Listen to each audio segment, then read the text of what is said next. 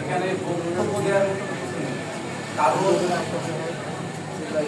5 তারিখের পরবর্তীতে আমরা এক জায়গায় হতে পারিনি, যার কারণে নেতৃত্বকে নিয়ে কলকাতা ইউনিয়ন বিএনপির কার্যালয়ে আজকে বসা হয়েছে।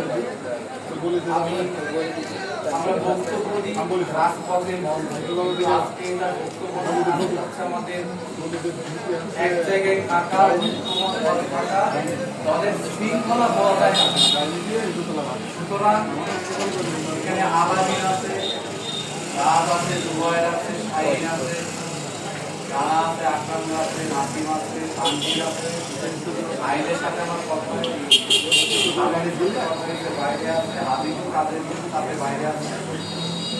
সুতরাং দীর্ঘ সময়ের আন্দোলনে রাজপথে কিন্তু আমরা আপনাদের, সুতরাং আপনারাই কিন্তু আমাদের বিষয়ে আছে। 5 তারিখের পরবর্তীতে কারা আসছে আমরা জানি, সুতরাং সবাইকে নিয়ে চলতে হবে, কিন্তু